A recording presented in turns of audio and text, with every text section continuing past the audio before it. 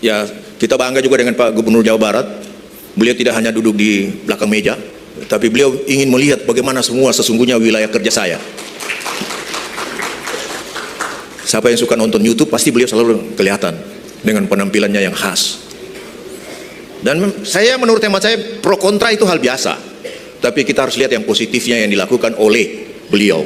Kayak mungkin Pak Gubernur Jawa Barat setelah keliling-keliling ke sana kemari, marah-marah juga, ada yang ketawa-ketawa, kemudian share dengan DPRD bagaimana menyelesaikan hambatan-hambatan dan tantangan-tantangan pembangunan yang ada di daerahnya. Apalagi kalau istrinya cantik.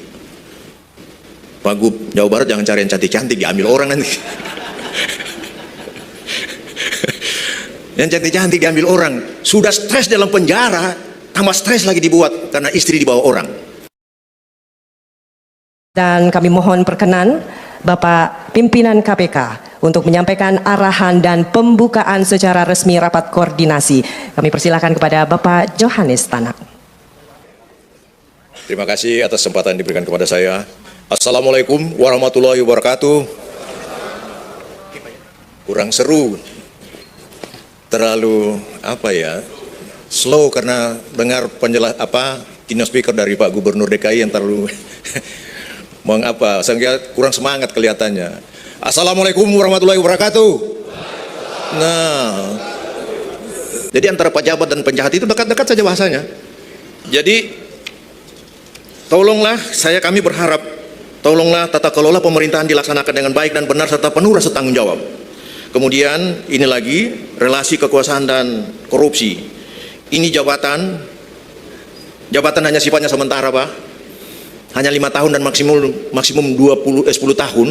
Buatlah yang terbaik buat negara ini. Buatlah terbaik daerah kita. Buatlah yang terbaik untuk rakyat kita. Jangan kita bergaya-gaya di atas mobil sementara rakyat kita banyak yang menderita. Jangan seperti begitu. Ya, kita bangga juga dengan Pak Gubernur Jawa Barat.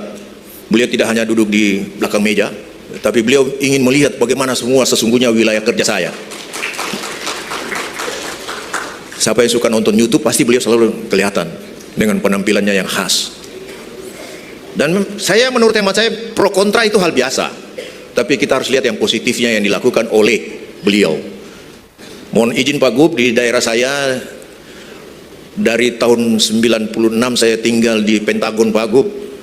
Mungkin bertanya apa itu Pentagon? Pentagon itu dekat markas TNI. Kalau di Amerika Pentagon, kalau di Jakarta Cilangkap. Gorong-gorong itu anggarannya kira-kira untuk 2 kilo dibikin setengah kilo. Kemudian tidak yang sebenarnya. Saya biasa sakit kepala lihat. Tapi pernah jadi waktu itu sahabat saya menjadi kepala kejaksaan negeri, dilibas. Kepala dinas PU dihajar semua. Pejabat-pejabat di Jakarta Timur dihajar. Saya lupa tahun berapa itu. Akhirnya agak redah. Setelah beliau keluar, permainan banyak lagi. Jadi saya lihat, loh kok ini anggaran begini-begini terus, besok kontraktor ini lagi, besok kontraktor itu, kerjanya di situ-situ terus. Saya bilang, apa ini anggaran-anggaran seperti begini? Ini karena mungkin tidak ada kontrol dari pejabat. DPRD juga sebagai fungsi kontrol tidak hanya kontrol keuangan di dalam ruangan saja. Mungkin perlu juga jalan-jalan kemudian undang pemerintah daerah, sharing situ bagaimana menyelesaikan permasalahan-permasalahan yang ada di daerah. Kayak mungkin Pak Gubernur Jawa Barat setelah keliling-keliling ke sana kemari, marah-marah juga, ada yang ketawa-ketawa, kemudian share dengan DPRD bagaimana menyelesaikan hambatan-hambatan dan tantangan-tantangan pembangunan yang ada di daerahnya.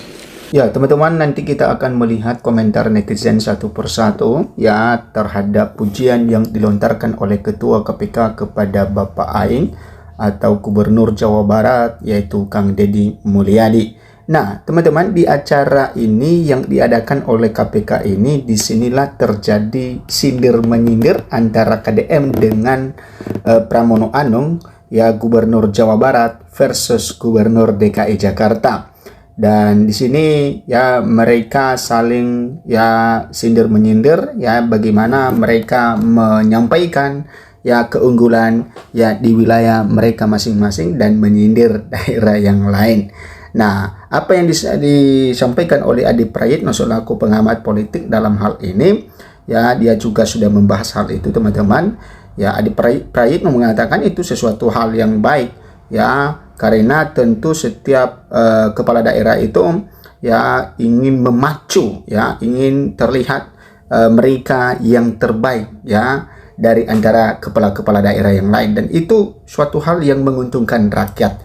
Nah, teman-teman, kita masih menunggu ini, kita masih melihat bagaimana kinerja dari Pramono Anung, karena kalau kita melihat bahwa kinerja KDM ini sudah ada pujian dari KPK di dalam hal ini, tentu ya ini kita harapkan kepada KDM ya Bapak Aing supaya ya terus mempertahankan hal itu, memberikan yang terbaik untuk Jawa Barat dan juga sampai nantinya menjadi orang nomor 1 di negara ini.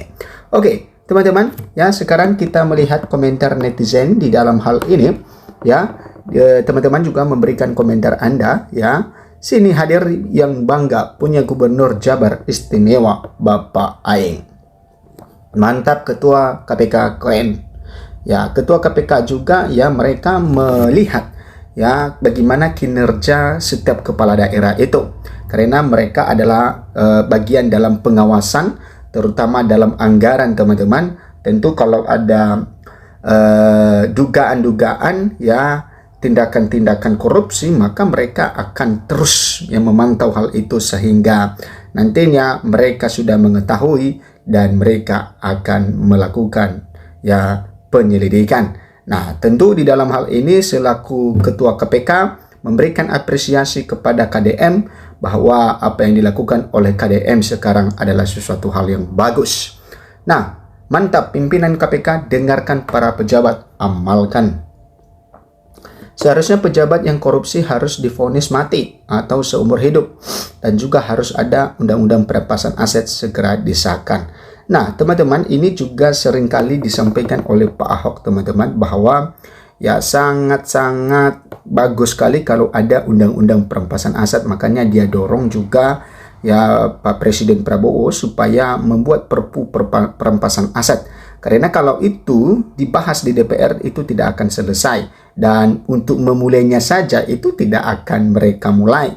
Nah, jadi kalau misalnya seorang presiden mengambil alih karena presiden memiliki kekuasaan yang penuh ya membuat perpu atau PP perampasan aset, maka ya itu bisa mengalahkan anggota DPR. Ya, kenapa koruptor ini selalu merajalela di negara kita dan mereka juga tidak segan-segan mengkorupsikan ya. Kalau melakukan tindakan korupsi itu ya tidak main-main, triliunan teman-teman, ratusan triliunan, dan itu yang membuat negara kita miskin. Nah, yang membuat mereka takut di situ bukan karena dihukum mati, karena kalau juga dihukum mati maka mereka itu ya mereka melakukan itu adalah untuk ya supaya ada kebutuhan anak cucu mereka sampai ya turunan mereka itu tidak habis-habis. Nah, tapi kalau juga di penjara ya itu sudah dilakukan. Sekarang ini di penjara malah semakin merajalela. Nah, jadi yang mereka takuti itu adalah ketika mereka miskin. Nah, ini yang mereka takuti. Ya, kalau misalnya ya oknum pejabat ketahuan melakukan satu tindakan korupsi, maka itu dilakukan perampasan aset, dimiskinkan, keluarganya pun dimiskinkan. Jadi ya ini yang ditakuti ya, karena dia masuk penjara, kemudian keluarganya miskin juga, hartanya ludes diambil oleh negara. Maka ini yang benar-benar ditakutkan oleh oknum yang pejabat yang melakukan tindakan korupsi. Ya, karena tentu kalau ada hal itu, maka dia berpikir 1000 kali untuk melakukan tindakan korupsi, karena itu sia-sia, itu karena itu diambil lagi oleh negara. Nah, makanya ini sangat penting sekali, undang-undang perampasan aset harus segera disahkan. Kalau tidak disahkan, walaupun ya pekerjaan KPK itu bagus ya, mereka mengungkap semua kasus-kasus korupsi, tapi kan oknum korupsinya kan tidak, itu koruptornya tidak takut akan hal itu.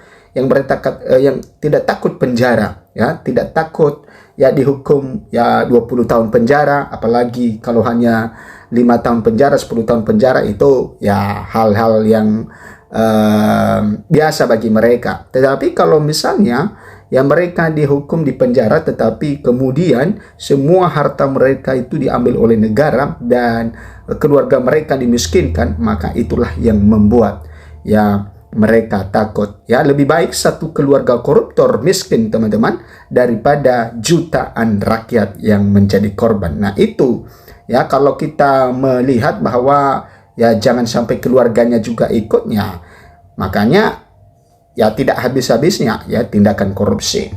Oke, kita mengharapkan ini nantinya ya mungkin bisa kalau KDM menjadi orang presiden bisa melakukan hal yang demikian. Hebat ini Ketua KPK, saya doakan semoga sehat selalu, sukses dan panjang umur. Oke, keren. Ini pidatonya sangat-sangat menyindir dan itu kenyataannya. Top KPK, selama ini KPK dijauhi para elit dan pejabat negara karena takut boroknya ketahuan KPK. Tapi sama KDM, KPK dirangkul. Ayo, ya Pak, bekerjalah dengan amanah, tangkap para koruptor, jangan gagal terus Pak. Ya, ini, ya pokoknya KDM adalah gubernur paling keren dan is the best. Nah, ini teman-teman tentang komentar-komentar netizen. Mereka mengagumi apa yang dilakukan, apa pujian yang disampaikan oleh Ketua KPK ini.